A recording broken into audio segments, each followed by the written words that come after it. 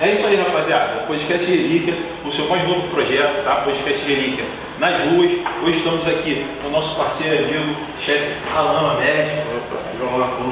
Obrigado por acreditar no podcast Relíquia, cara. E a confiança aí de você mostrar o nosso trabalho, o nosso projeto. Olha, vocês aqui por estar prestigiando o meu também. É isso, cara. Eu não queria falar pra vocês não, mas hoje eu tô querendo aqui levar umas culináriazinhas, um negócio mais pra frente. Vou ensinar ele a fazer uma comida. Não, mentira, que o chefe... Eu tô aqui pra aprender. Não, ele vai ensinar a gente, vai fazer um negocinho aqui pra gente comer. O negócio é podcast cheirinho aqui. Agora, olha o cheirinho, vocês estão longe, né? É porque a gente é especializado naquela comida, aquela culinária de final de noite, né? Bota o frigideirão, cada tudo que tem na geladeira, faz o mexidão, né? Tá tudo certo. E vamos que vamos, né? Pra poder tacou o ovinho, noite. quebrou o ovinho, mexeu, ele ficou meio duro, tá no ponto. É isso. Bota um pouquinho de arroz ali. O quê? É isso. Mas Alan, conta pra gente aí, cara. Geralmente a garotada quer ser jogador de futebol, né? Agora a garotada quer ser MC, cantar rap. TikTok agora, né? TikTok já fica rico. É isso, cara. E você escolheu, cara, a culinária, cara, a cozinha. Como é que isso surgiu na tua vida? Cara, eu não vou... Bom, surgiu na minha vida foi desde sempre. Sim. Desde criança eu já cozinhava. Eu venho de uma família que é basicamente de mulheres por parte de mãe. Então eu fui criado com a minha mãe e com a minha avó. E minha mãe precisava sempre trabalhar, aquela coisa de mãe solteira, entre aspas, porque eu tenho meu pai até hoje, mas como eu fui criado com a minha mãe, ela precisava trabalhar e eu ficava com a minha avó, que era deficiente, ela não tinha uma perna. Então ela, assim, para se locomover era um pouco difícil, ela não conseguia andar pela casa, ficar muito tempo em pé, então ela foi me ensinando a ajudar ela ali, tanto na cozinha, como ela fazer de casa e tudo mais. E eu comecei a cozinhar, fazer algumas coisinhas, aí tu faz o arroz, tu faz um bolinho de chuva. Aí tu faz um bolinho de chuva, aí eu fui aprendendo a fazer essas coisinhas básicas, mas nada extraordinário. Nessa época nunca passava na minha cabeça trabalhar com gastronomia, eu sempre gostei, mas não era algo que eu pensava pra frente. Isso eu tiver até uns 8, 10 anos, até que você vai crescendo, vai ficando jovem, vai estudando e vai chegando uma época da tua vida que tu começa a pensar, o que eu vou fazer da vida, né? O que eu vou fazer? Aí tu já começa a eliminar, ó, bola, ruim. Não joga. Não puxei minha família, então todo mundo joga bola, menos eu. Aí eu falo, pô, beleza, futebol não dá. Vai com a música. Pô, não dá pra cantar também, pô, não dá pra atuar. Aí eu falo assim, pô, mano, eu sei cozinhar, mano. Aí, bom, pô, eu gosto de cozinhar, pô, é uma boa opção. Aí lá vou eu procurar uma maneira de me profissionalizar, né, pesquisar sobre. Eu já, nessa época, eu já devia ter uns 16 anos, já 15 anos. Eu já fazia receitas em casa, esse tipo de coisa que tu vê no YouTube e tudo mais.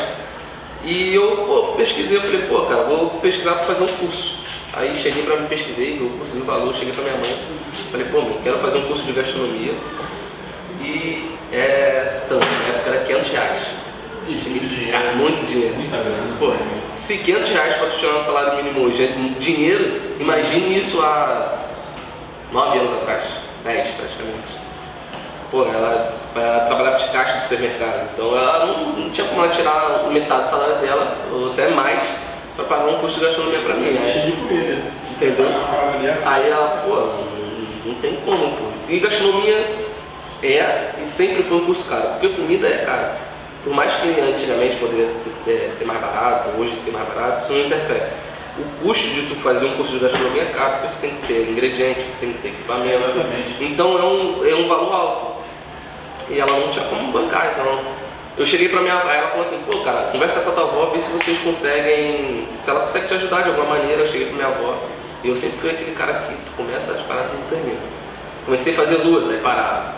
Faz informática, aí para. Aí tu faz uma parada, pô, tudo pelo caminho. Aí eu cheguei pra ela e falei assim, pô, vó, eu queria fazer um curso e tal, né? Minha avó sempre foi aposentada, meu avô também era aposentado, eles tinham uma condição de vida tranquila e boa.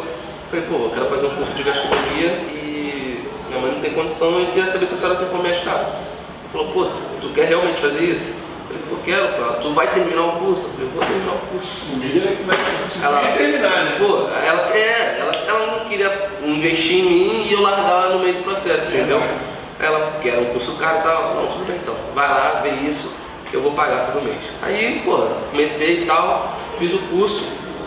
Uns 3 meses antes de eu terminar o curso ela faleceu, aí não conseguiu ver eu me formando, é uma parada que é até chata, porque é uma coisa que ia ser legal mostrar pra ela. Não só isso, como tudo que eu fiz depois, entendeu? Que ali foi o pontapé inicial. Se não tivesse aquela ajuda ali, talvez eu não tivesse aqui hoje, talvez isso, entendeu? Eu não teria feito nada do que eu fiz hoje. Talvez eu até tivesse feito por outros caminhos, mas não como eu consegui fazer. Aí ela faleceu, meus parentes, meus tios, meu pai lá, eles se juntaram e terminaram de pagar o curso, porque ainda assim eu não ia conseguir pagar. Então eles terminaram de pagar o curso, eu consegui me formar no Senac na época, era 2 anos e meio, era quase na faculdade já. Fui, comecei a me profissionalizar, comecei a trabalhar no meu primeiro restaurante, era um serviço de buffet, restaurante de buffet. Depois eu fiz a faculdade e daí eu não parei mais.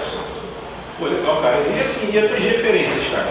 Por quem? Porque a gente vê hoje em dia, né, tem muito programa na televisão, essas coisas que você consegue ver a gastronomia em casa.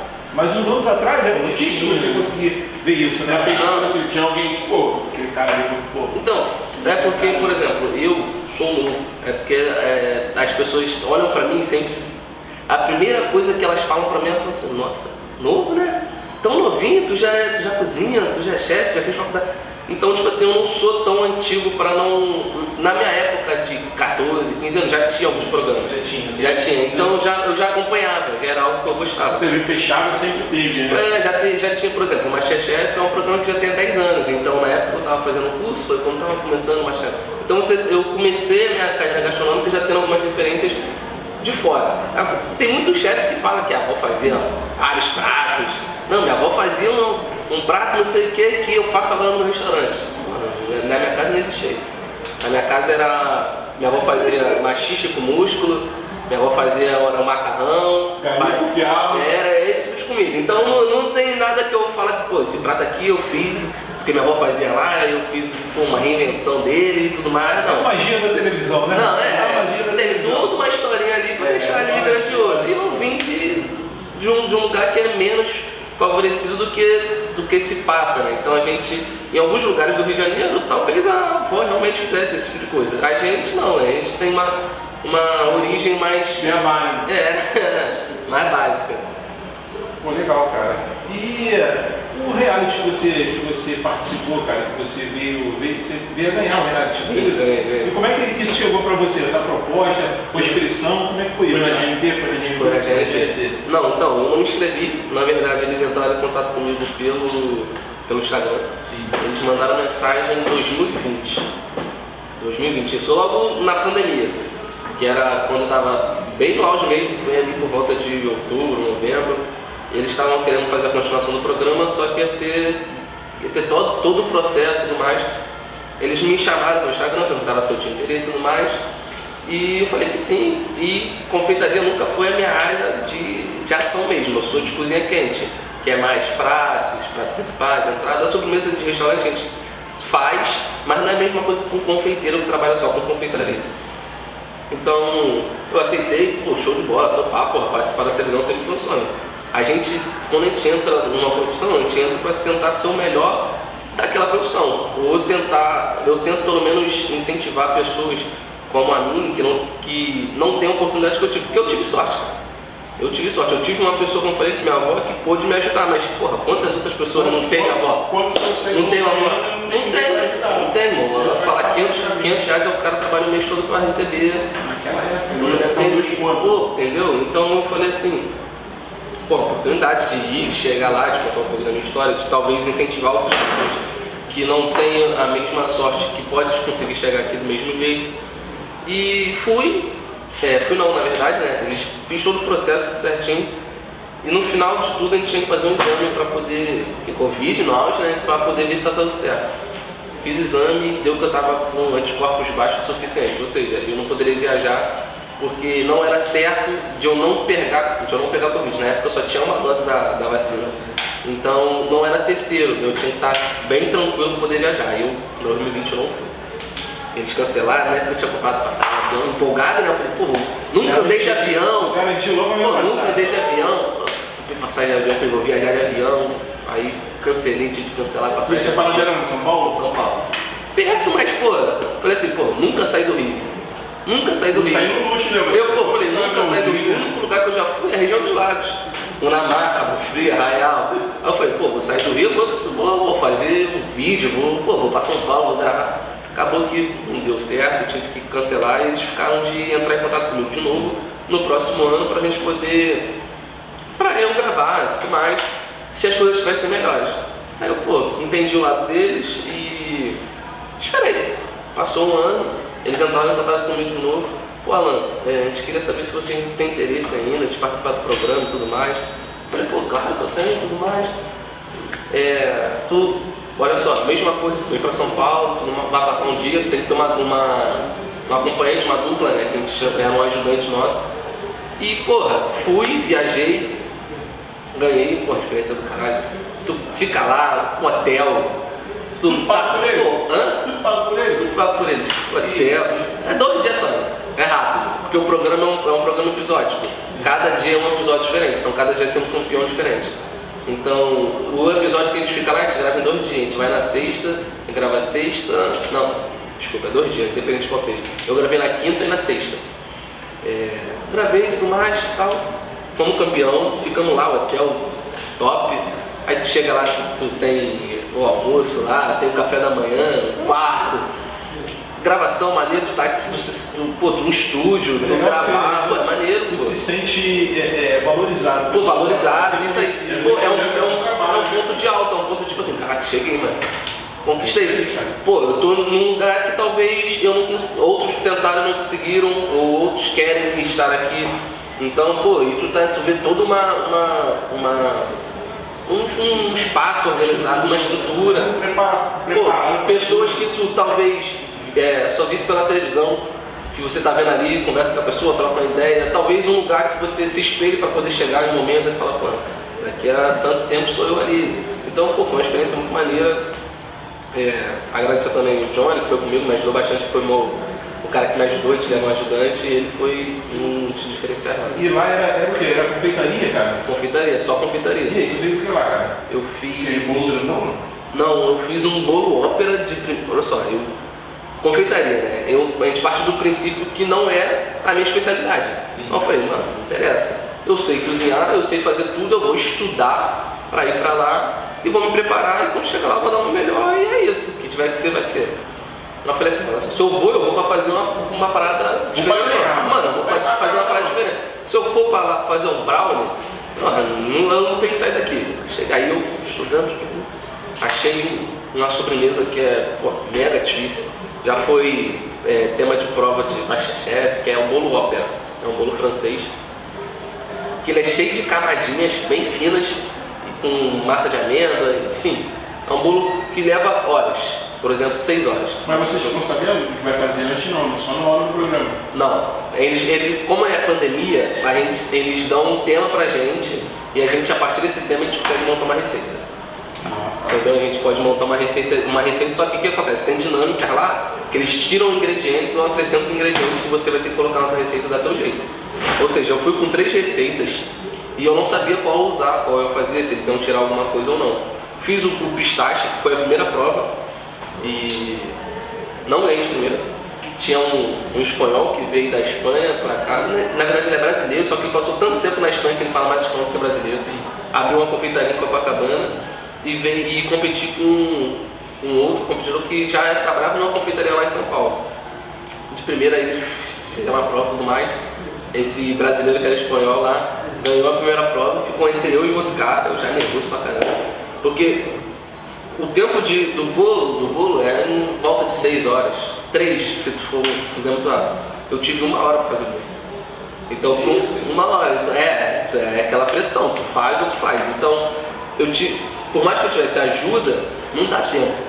Então, enfim, no final deu tudo certo, consegui entregar lá, passamos em segundo na primeira prova, e na terceira prova eu fiz um canole, que é como se fosse uma massinha de pastel, uma massa crocante, lembra muito uma massa de pastel, como se fosse um canozinho recheado com uma ganache de chocolate e um caramelo salgado embaixo. Porque o tema da prova era ter chocolate, um crocante e uma calda. Por exemplo, isso eu não tinha me programado para fazer, foi algo que eles dão lá um tempo, você tem meia hora para fazer isso aí, para se organizar para fazer o tema dessa prova, dá um jeito com a receita que você trouxe aí e monta aí.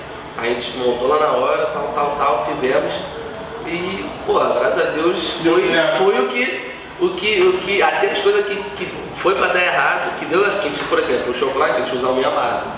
Só que na hora a gente não pediu o meio amargo, eles mandaram o chocolate ao leite, a gente teve que usar o leite. E foi um dos destaques que o cara elogiou, pô, esse chocolate ao leite tá muito bom, melhor do que o chocolate amargo que todo mundo quer usar agora. Ou seja, até. Diferencial, né? Pô, foi, então tudo que tinha. Foi errado que deu certo. Porra, a última viagem que eu me programei pra ir, não fui, ou seja, era pra ser naquele dia, naquele ano. Deus preparou. Pô, daquela maneira, entendeu? Pô, a gente às vezes pensa nisso, de pô, caraca, eu queria tanto, era essa hora, pô, precisava disso, mas como a gente, na época eu fiquei decepcionado, eu falei, pô, é isso, não foi, só que depois de um ano depois veio, aconteceu e eu ganhei. Talvez se eu tivesse ido na primeira vez, eu tinha saído de primeira. E o prêmio? O prêmio era o quê? O prêmio a gente ganha uma batedeira da KitchenAid, que é uma batedeira americana cara, custa. Não tem prêmio em valor de dinheiro, né? Porque como são vários episódios, são vários dias, então eles teriam que pagar para todo mundo. Então eles dão uma batedeira lá de um patrocinador deles, que custa quase R$4.000 a batedeira. Ganha o prêmio e o cara que me ajuda ganha lá a medalha. E é só.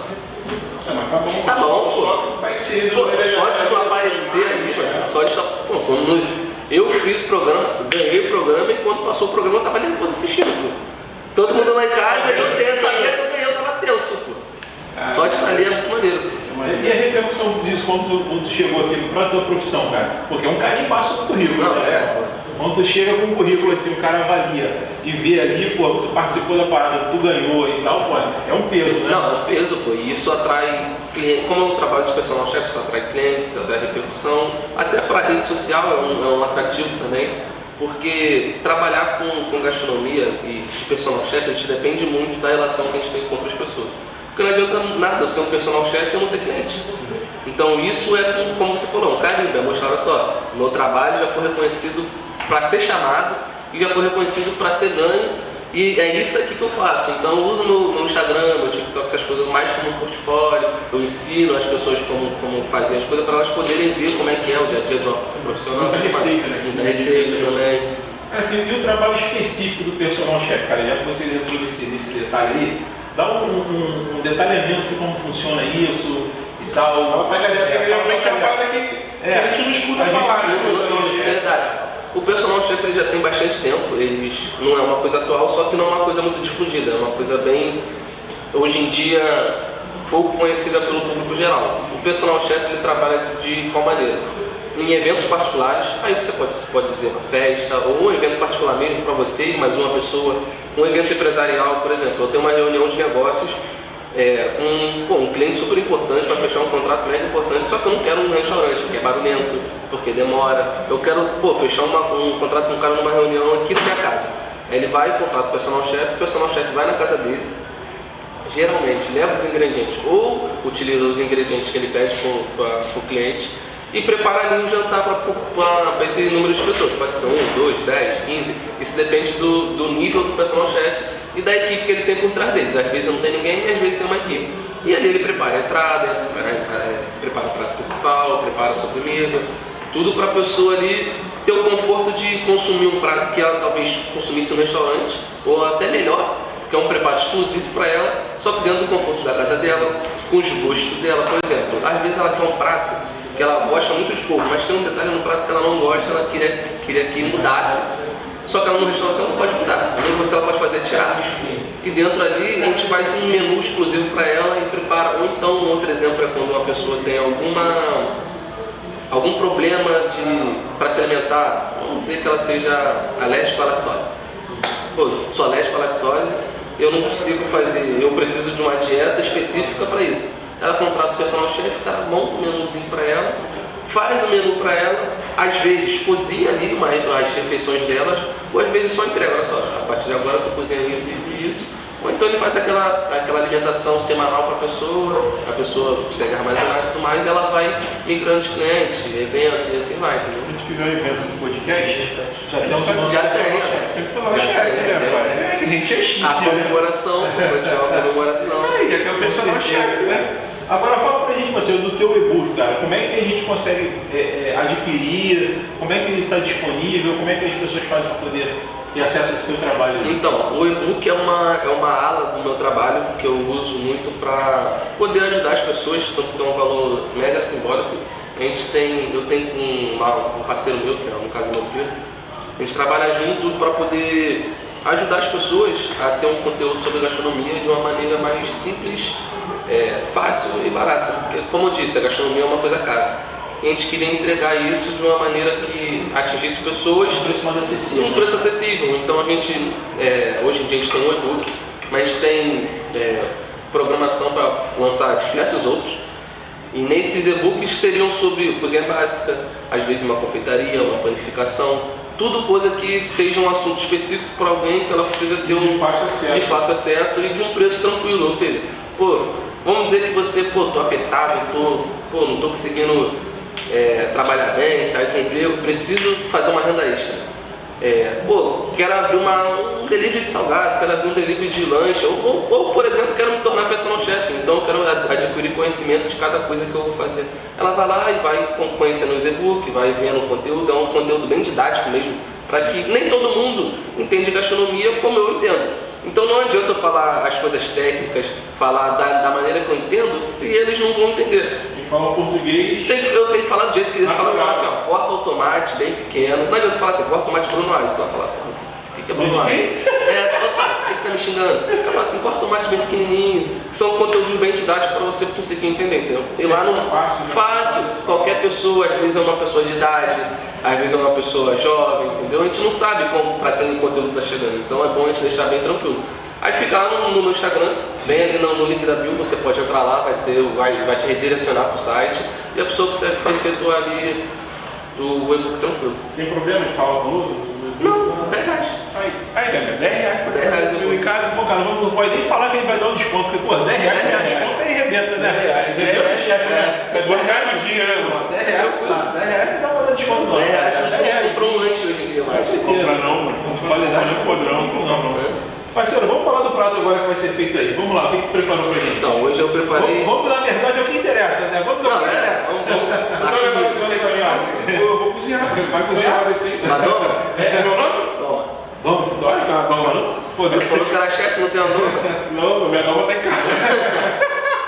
Então, hoje eu separei 2 pratozinhos sem muita dificuldade aqui. Sim. Vai ser uma brusqueta ou um touch de avocado. O que é a brusqueta? A brusqueta é como se fosse uma entradinha italiana e o touch é como se fosse uma torrada. O touch significa torrada. Vai servir de entrada pra gente, é como se a gente estivesse fazendo um menuzinho, que a gente tem a entrada, o prato principal, só não vai ter a sobremesa.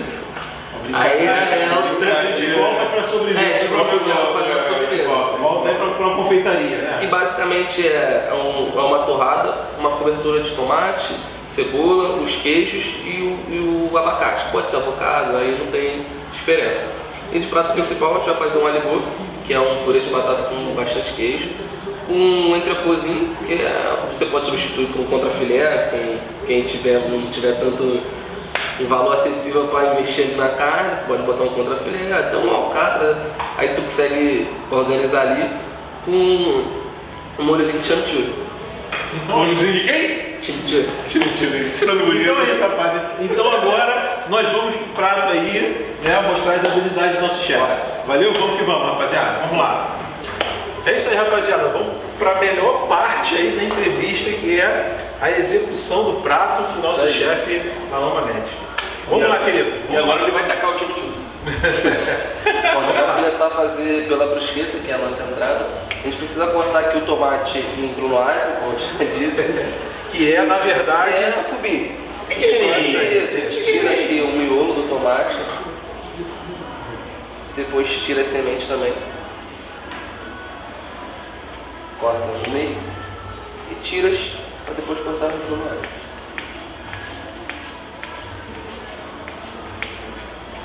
Junta.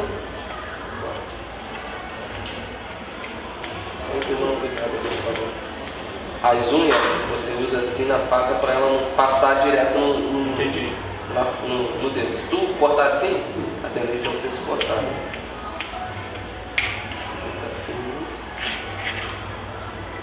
Não pediu com essa faca não. Tá? Tá fazendo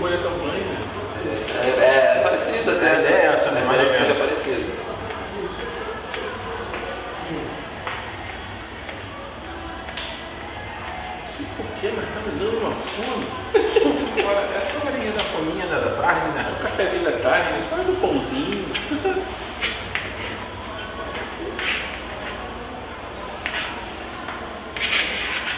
Aqui eu já deixei a cebolinha que já estava cortada, a gente só vai dar um rematezinho, né? uma finalizada aqui nela, para deixar ela pequena também. Aí, agora cebola, vamos falar? Aí a cebola aqui a gente pode cortar da mesma maneira do tomate, né? Pequeno. Que é? Bruno Ares. Você quer o nome? Bruno Ares. Bruno Ares. Bruno Ares. Bruno Ares. Isso. Ele é uma Você é francês? É, francês.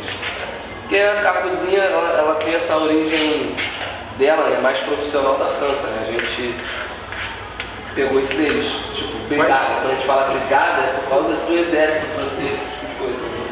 Aí aqui tem as duas coisas que a gente vai usar e também o abacate. A gente vai descascar o abacate. Pode ser o abacate mesmo, ou pode ser o avocado. Só que o avocado é mais caro e mais difícil de encontrar. Então, O avocado é o quê? é o parente chique do abacate, é é um isso? parente chique do abacate. É um abacate, é um primo rico, é um abacatezinho pequenininho, entendeu? A gente vai cortar aqui o abacate.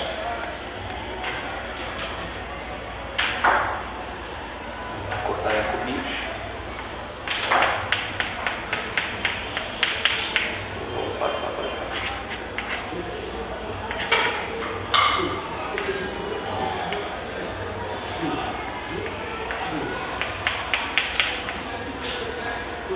Mas o abacate no máximo que eu já fui é na vitamina Z. Vitamina Z. Nunca comi um abacate com nada com Não, sem salgado? não. Comer com açúcar. Naquela cozinha mexicana também, como é que é o nome do prato? Guacamole. Guacamole, isso aí. Já comeu também? Já. Bom, A guacamole em cada cultura. aqui a gente dá uma misturadinha só para incorporar tudo. Vai sujar a massa. Tacar o azeite ali, 2 gotinhas de vinagre. E o azeite vai entrar aqui agora também. Já era. Azeite. O pai degusta, hein? Entra com um fiozinho de azeite. E também o parmesão. A gente vai usar. E água de vinho.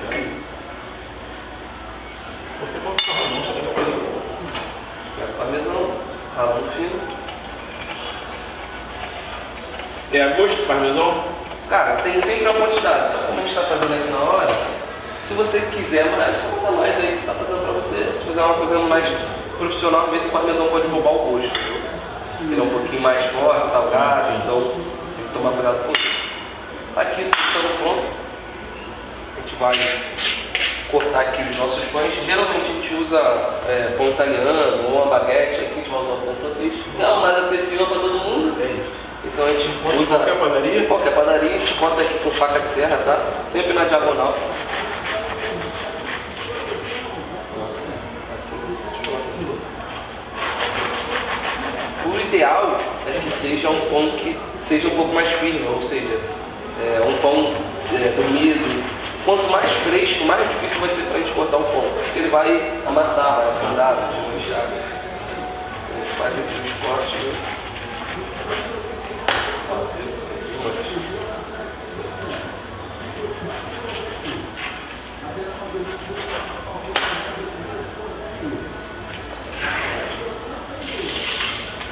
E agora a gente vai colocar aqui essa misturinha em cima dos pães.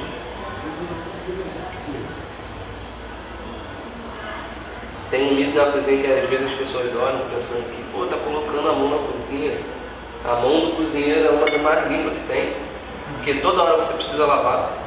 E não existe uma cozinha que você não utilize a mão, você necessariamente precisa usar às vezes para tocar, para sentir. O problema é ela estar limpa, então tem que sempre estar higienizando. Uma parada dessa no restaurante chique, quanto custa?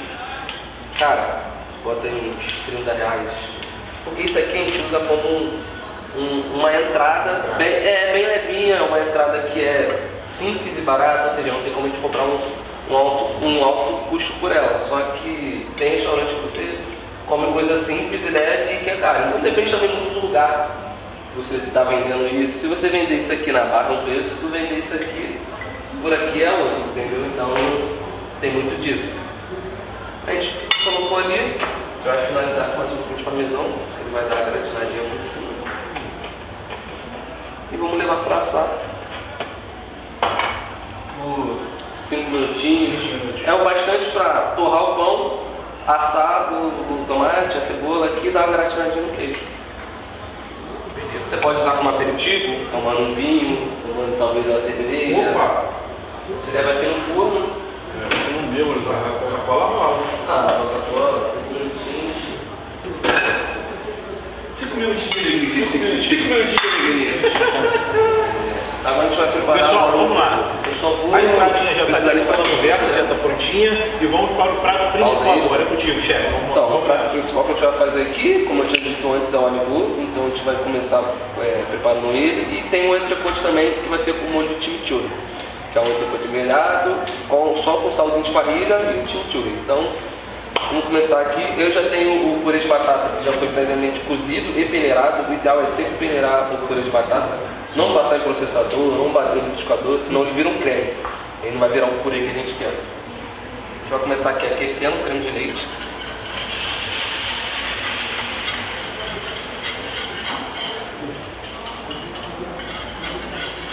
Para não queimar. Aumenta e vamos adicionar aqui o nosso purê de batata.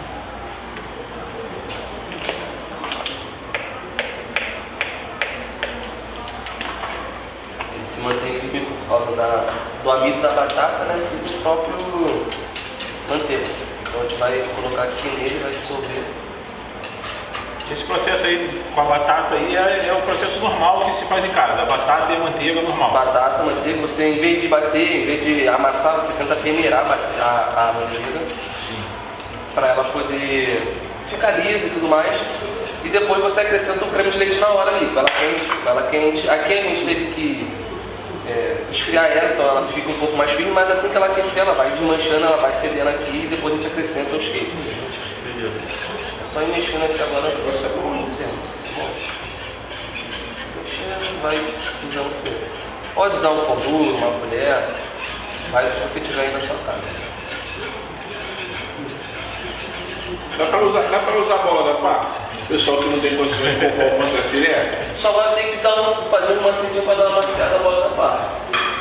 Tem que esperar aí, galera. Ou então acertar um ponto, se deixar passar endurece. Tem que deixar aquele ponto ao ponto, talvez um pouquinho ao ponto para mal, para você ter a macia da carne. Se você tentar passar um pouquinho, endurece. O corte também interfere muito, cortar conta fibra. Se você cortar a favor, ela vai ficar aquela carne elástica. Então, para quem quer economizar, bota para uma opção também. E aí, galera? Pode dar pá. A diferença de valor é pouco, hoje é R$1 hoje. Então, às vezes vale a pena para dar uma investidinha, fazer um abraço para a namorada, fazer um almoço da família ali. E esses temperos aí, chimichurri, onde a gente acha isso aí? Chimichurri você encontra naquelas casas de tempero naturais. O chimichurri, limão pepper, páprica, são temperos que geralmente eu uso dentro da minha cozinha, ao invés daqueles temperos prontos que geralmente o pessoal usa, como pau quinó, sazon, que tem muito sódio, tem muita coisa que você não sabe o que está ali dentro. No chimichurri não, você sabe que é um mix de temperos ali e que não tem nada que vai piorar ou agravar a sua saúde. E é uma coisa mais saborosa, particularmente eu prefiro.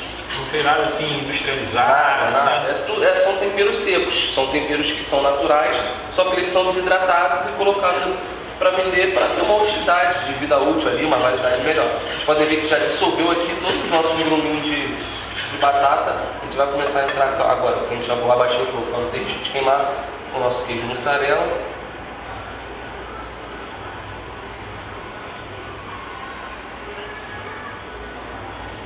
Uns pedaços de mussarela e também o nosso parmesão. Aqui a gente rala no fino para ele derreter mais rápido. Aqui, quanto mais queijo, melhor. Esticou, tá pronto. Ai, papai. Até dissolver todo esse queijo aqui. Não tá dissolvendo, não. Rápido. Ele tem que ficar esticando.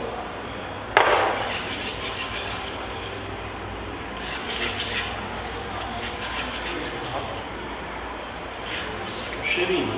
Aí, galera, vocês não estão sentindo o cheiro, não, o negócio tá bom de verdade, tá? Eu tô com a pulga aqui cheia d'água Sabe como é que é gordinho na cozinha, né? Ó, esticou, tá pronto. Que isso. Se você quiser, aí fica a gosto particular. Eu gosto dele puxando um pouquinho mais, não vou acrescentar um pouquinho de mussarela. Isso, chefe. Pode botar mais mussarela, fica à vontade, tá? Parmesão.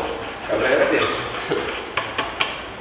Tem que tomar cuidado aqui só para ele não ficar puxento demais ou talvez sobressair o sabor do queijo. Então tem que ter um equilíbrio. Tem que ter o gosto da batata aqui ainda. Ó. Tá Esse esticando, hein? ponto. Ó. Esse é o ponto, né? Esse é o ponto. Pode ver que o purê tá liso. Tá esticando bem. Esticou, tá pronto. É prato agora, rápido, senão ele esfriou. Ele começa a empedrar por causa do queijo, da batata. Então a gente tem que empratar aqui rápido. Vou tirar e vamos começar a empratar.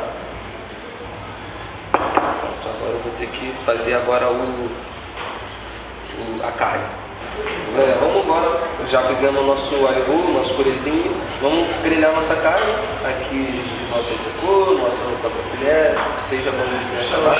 Vai adicionar. Essa refrigeira tem que estar bem quente, então vamos botar aqui. Está praticamente fumaçando para criar aquela textura que fica na carne. E vou adicionar também um fiozinho de azeite. Só para saborizar aqui.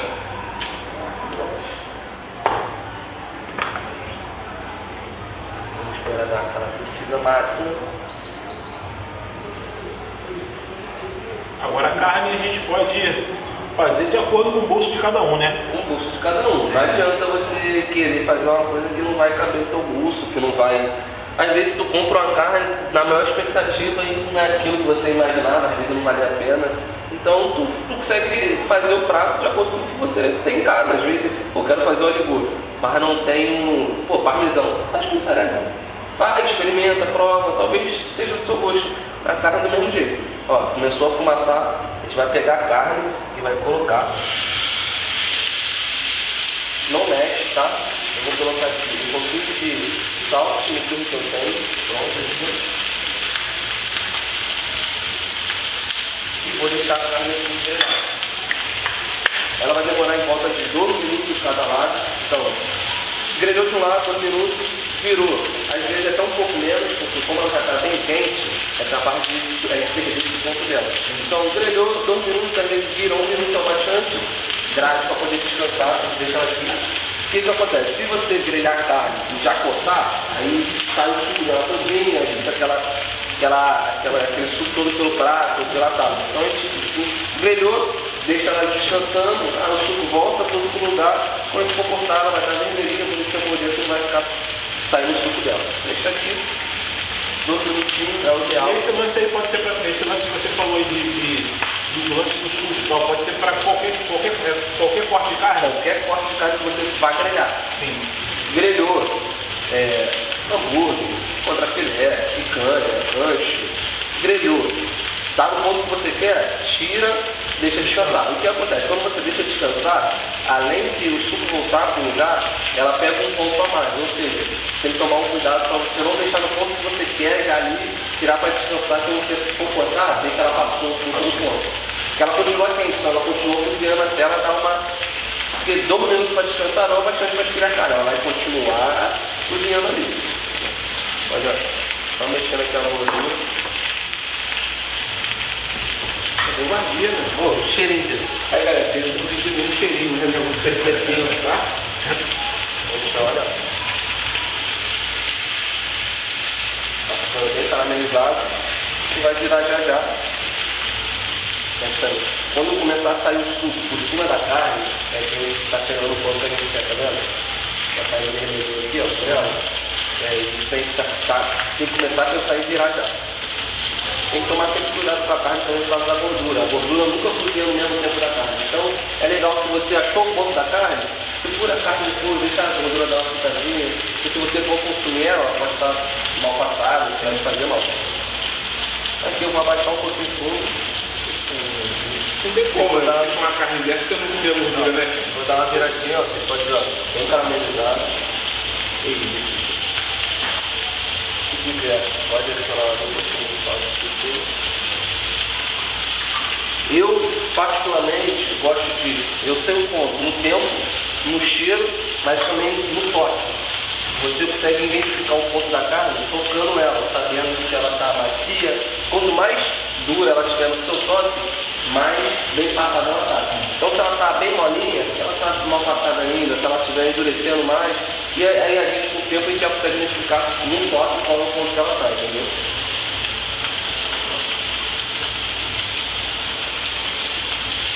Como essa carne é uma carne que tem gordura entre ela, a gente tem que tomar cuidado porque às vezes um lado cozinha mais, outro cozinha menos, então a gente tem que achar o ponto ideal.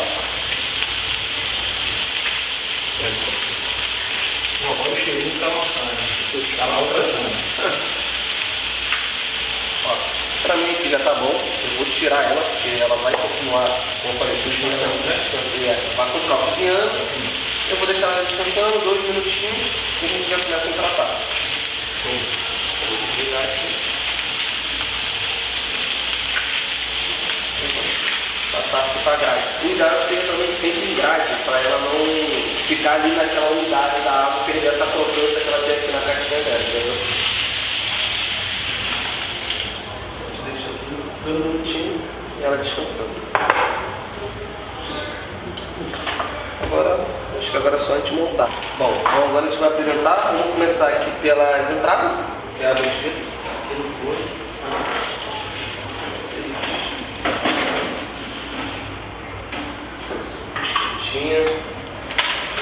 Isso aqui, assadinha, vocês podem ver como é que ela fica, douradinha.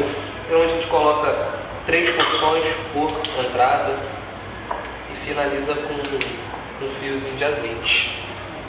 Eu gosto de azeite. Finaliza com um fiozinho de azeite e serve a entrada. Aqui é um avocado touch, que leva tomate, cebola, parmesão e o abacate, que a gente chama de avocado, mas pode ser o abacate sem problema. E agora vamos partir para a nossa carne, que é a estrela aqui do nosso prato, né? Que ela já descansou o tempinho que ela tinha que descansar aqui. A gente vai passar ela aqui para a tábua e aqui o nosso aligô, a gente vai passar ele para o prato. Enchendo bem. O azeite já chegou. Azeite do céu. Vamos botar o azeite aqui, ó. A gente finaliza aqui a nossa brusqueta com azeite. A montagem do prato é tudo um detalhe, né, cara? É todo um detalhe. É o que faz querer comer. Exatamente, você come com os olhos, né? Come Você a primeira olha, coisa que tu vai fazer. você deseja comer aquilo ali. A gente vai colocar aqui agora o nosso aligô.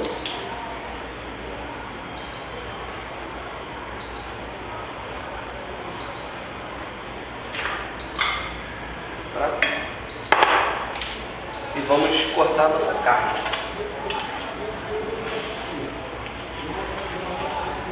Pode ver o ponto dela. Sempre tem que lembrar aqui na questão do cortar antes, de tirar antes para ela não acabar passando ali no descanso.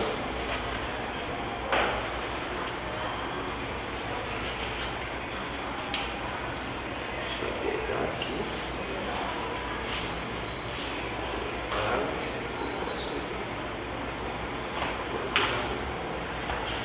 Aqui eu tenho a salsa crespa que eu vou usar aqui para finalizar o prato e algumas inteirinhas para eu colocar aqui também.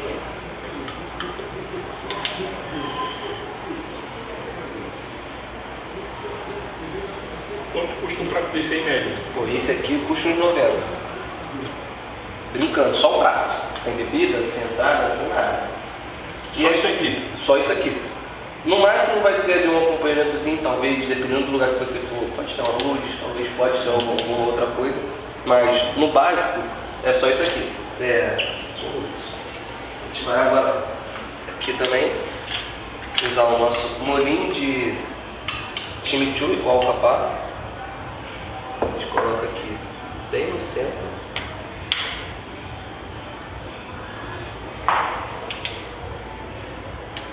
E aqui a gente já serve o prato. Primeiro a entradinha e depois o prato principal. Isso aí agora está pronto para ir à mesa. Está pronto para ser devorado. Já pode amassar. Já pode. Já podemos? Já podemos. Opa, show de bola. Vamos. Então é isso, galera. Vamos arrumar nossa mesinha aqui agora. Bora. Vamos lá, mais uma etapa. Pessoal, agora é hora do vamos ver, tá? A obra de arte já está pronta. Vamos deixar o chefe falar o nome do prato aqui, que é o nome difícil. Fala o nome do prato, a gente acabou com a cheddar, vai acabar. De entrada, a brusqueta de avocado, ou então um avocado Dutch, tá entre os dois, tá? E ali a gente tem um aligot, que é uma purê de batata com muito queijo, um entrecô ou um contrafilé, dependendo do que você quiser, ou uma bola da paz, se for a sua condição, com molhinho de chimichurri e alho poró. Então vamos ao que interessa. Vamos começar com a entradinha, um pãozinho aqui.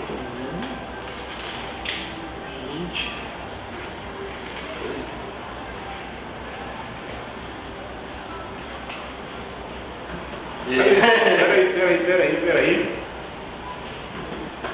O negócio é sério. O negócio é bom de verdade, viu? Eu achei que negócio de abacate, parada, vai ser bom. E aí, parceiro? E aí, um só dá? Tem um problema que o pessoal passa debaixo da mesa, só que a gente tá meio gordinho, né, parceiro? Vai estar debaixo da mesa. Então agora vamos aqui na carnezinha, com esse purezinho aqui com queijo. Separadinho aqui, dá uma raspa com molhozinho. Tem que ser tudo, né, parceiro? Tudo. Não é assim?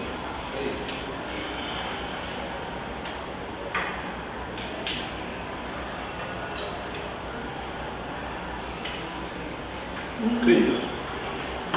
Que isso, Barão? Vai. Pode repetir? Eu nem fui ainda, tô querendo repetir. Tá bom? Bateu quantos? Excelente.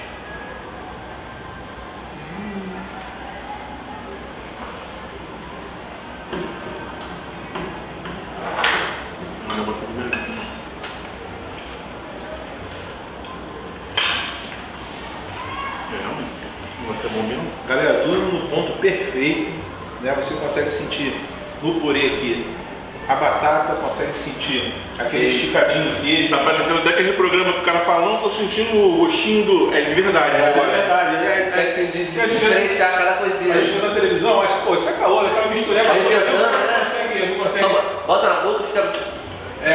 Não, mas é verdade, a gente consegue aqui sentir a batata, sentir o esticadinho do queijo, a carne no ponto ideal, um molhinho aqui também de alcaparra. Parceiro, É isso, cara. Ó, Aí, dá pra tu neca não? a gente negocia isso aí. então é isso, pessoal. Prato perfeito, chefe competente.